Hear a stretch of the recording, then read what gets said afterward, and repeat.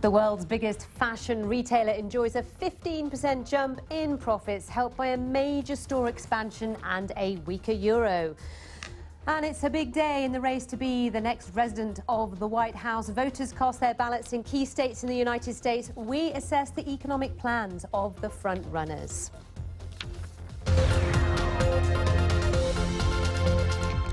Hello and a very warm welcome. This is World Business Report. I'm Sally Bundock. So we have just had the latest numbers from the Spanish retail giant, the owner of Zara chain and Massimo Dutti. It's Inditex, of course.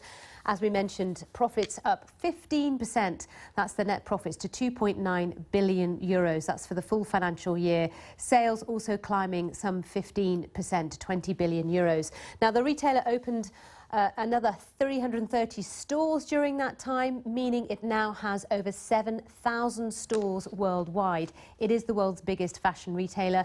Inditex makes most of its clothes in the Eurozone, in Spain, in fact, so it benefits from the weakness of the euro. Well, to talk us through this company, I'm joined by Nick Hood, Business Risk Advisor at Opus Restructuring. Nice to see you, Nick.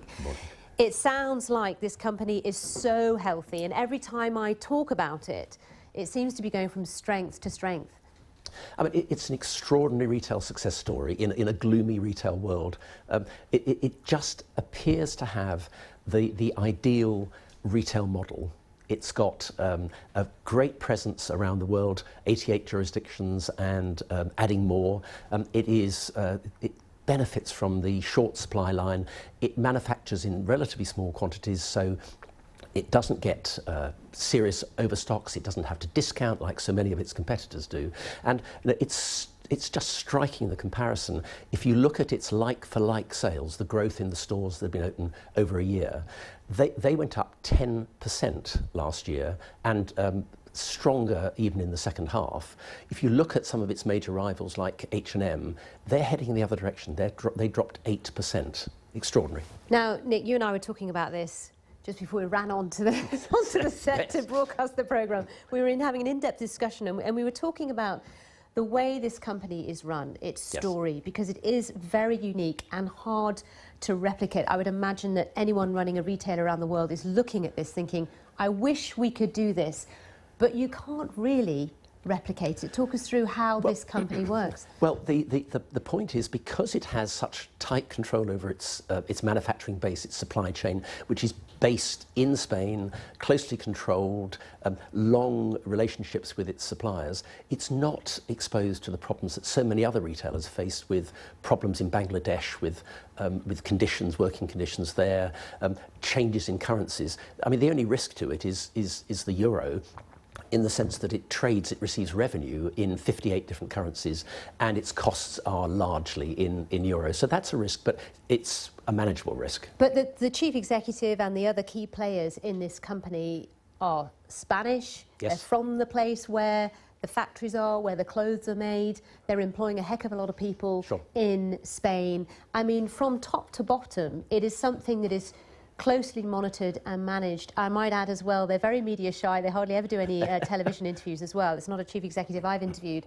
But that also has a big impact. But interestingly, their online presence is not as strong, and they were quite late to that, and yet that has not hampered their success. No, not at all. I mean, they've only just launched their online presence in Asia. The good thing about Asia for them, of course, is that they're not as exposed to China as some of the luxury brands like Burberry and some of the others. They are only now looking at a serious online presence in Europe. They're saying that by the end of this year they will cover all 28 EU countries. But what they haven't done is to rush it online like some of their competitors. They've taken it slowly. They will get it right because they get everything else right, and it can only help with even more growth in the future. Some are saying that big organisations like Amazon, who are moving into fashion, moving into that kind of business, may pose a threat to Inditex. Your thoughts on that? Well, I mean, Amazon attacking any market is a worry for any retailer. The issue here is that Amazon is much more likely to be a problem for Inditex's less fleet-footed competitors, won't mention names, but who can't react as quickly. The thing that Inditex has is 7,013 stores staff close to consumers, understanding what's happening, even in 88 markets around the world, reacting to it quickly. I don't see how a competitor like Amazon can do that. Nick, it's been a pleasure to talk to you. Thanks so much for coming on. Nick Hood from Opus Restructuring. So Inditex just coming out with strong numbers every time, it would